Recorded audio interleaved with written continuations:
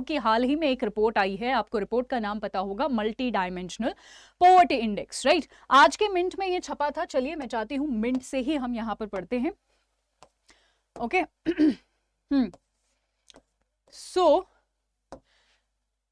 ये आपको पता है, आपके ईएसआई का सिलेबस है, ठीक है। अदरवाइज भी अगर आप वो एग्जाम नहीं भी दे रहे हैं तो भी आपको मल्टी डायमेंशनल पॉवर्टी इंडेक्स के बारे में पता होना चाहिए, ठीक है। ये है वो आर्टिकल, देख लेते हैं। ग्राफ भी समझेंगे, क्या ये ग्राफ कह रहे हैं, स्टेट वाइज क्या पोजीशन है हमारे देश में, सबसे ज्यादा गरीबी कहां पर है, वगैरह वगैरह सारी चीजें डिटेल में पढ़ेंगे। सबसे पहले multi dimensional poverty index NITI Aayog release करता है। अगर आपको दिखाई नहीं दे रहा तो प्लीज बता दीजिएगा। यहां पर एन एस्टिमेटेड 135 मिलियन इंडियंस जो हैं वो बाहर आ गए हैं अगर हम 2015-16 के मुकाबले। और यहां पर आप देख सकते हैं, ये अगर हम बात करें 2015-16 से लेके 2021 के बीच की अगर हम बात करें, ये 5-6 साल की अगर हम बात करें, तो इतने लोग जो है बाहर आ गए हैं, with Bihar and UP together accounting for 56 million of them.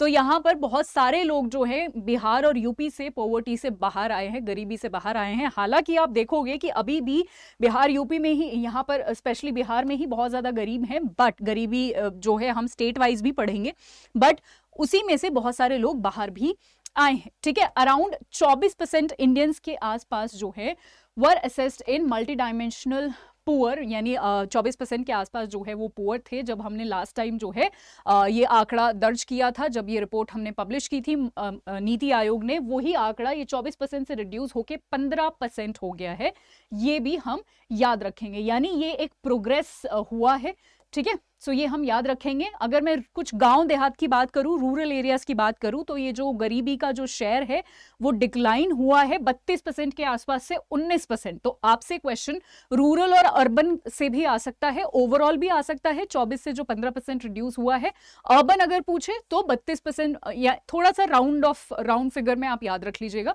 ठीक है। 32.6 से 19.3, और अगर मैं अर्बन की बात करूं 8.7% से 5.3, यानी अर्बन में ऑलरेडी काफी कम गरीब थे, वो भी थोड़ा कम हो गया है, जो कि अच्छी बात है, ठीक है। और ये जो शार्पेस्ट डिक्लाइन देखने को मिला है, यानी जो सबसे जल्दी जो लोगों ने यहाँ पर गरीबी जो खत्म करी है, जिस स्टेट में जो खत्म हुई है, वो है बिहार। 51.9% से 33.8% है। तो बिहार का नाम तो जरूर हम याद रखेंगे, बाकी कोई स्टेट्स हमें अगर याद ना भी रहे, ठीक है। सो मैं यहां पर आपको दिखा देती हूं, ये जो आपको डार्क में दिख रहा है ये अभी प्रेजेंट का आंकड़ा है, ठीक है। ये जो पहले वाला जो लाइट ब्लू में दिख रहा है ये आपको 2015-16 का आंकड़ा है। तो 15-16 में जो गरीबी 24 पॉइंट समथिंग के आसपास थी, वो 15% जो है रिड्यूस हो गई है, आप देख सकते हैं, ठीक है। मतलब जो मैंने आपको यहाँ पर पढ़ाया है वही इन्होंने यहाँ पर ग्राफ के माध्यम से समझाया हुआ है, तो ग्राफ से याद रखना आसान हो जाता है। सो अब स्टेट वाइज बात कर लेते हैं। यहां पर लिखा हुआ है, स्केल दिया हुआ है ये 0 to 1, मतलब जितना कम नंबर होगा उतना बेटर होगा, द लोअर द बेटर, ठीक है।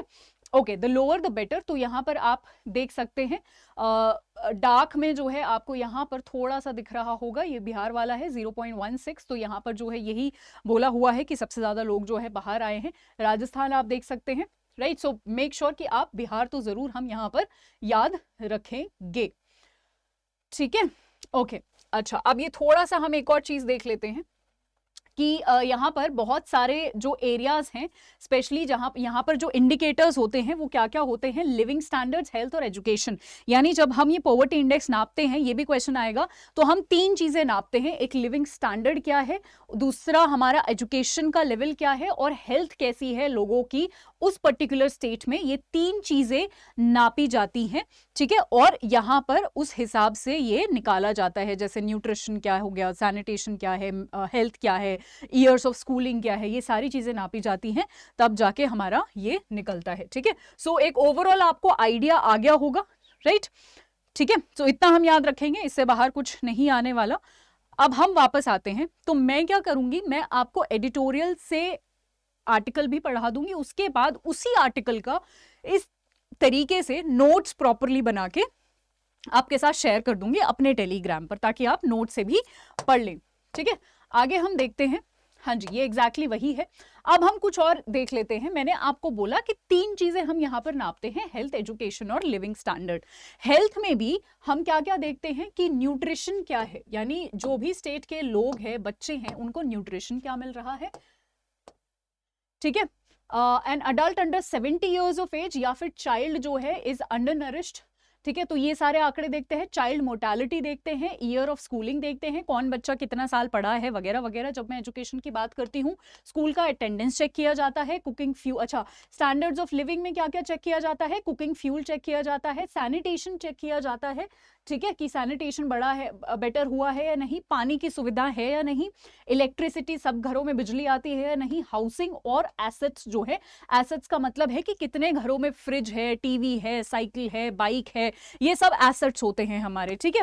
सो अगर इन डेप्थ क्वेश्चन आ गया तो डेफिनेटली ये सारे पॉइंट्स भी आपसे पूछे जा सकते हैं। अगेन ये नंबर आपको याद रखने की जरूरत नहीं है क्या कितना क्या आया, बट डेफिनेटली हेल्थ के क्या क्या कंपोनेंट्स हैं, एजुकेशन के क्या कंपोनेंट्स हैं और स्टैंडर्ड ऑफ लिविंग के क्या क्या कंपोनेंट्स हैं, ये हम जरूर याद रखेंगे, ठीक है।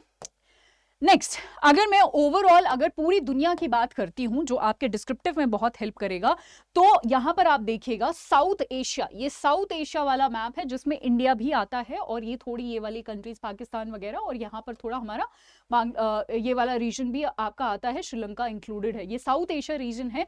तो over a third of all poor people, ठीक है, over a third of all poor people ये जो है साउथ एशिया में रहते हैं, यानी 389 मिलियन लोगों के आसपास साउथ एशिया में गरीबी है, अगर मैं पूरी यहाँ पर ग्लोबली बात करती हूं तो, ठीक है। सो ये सिर्फ इस ग्राफ में से सिर्फ ये एक आंकड़ा आपको याद रखना है, ओके।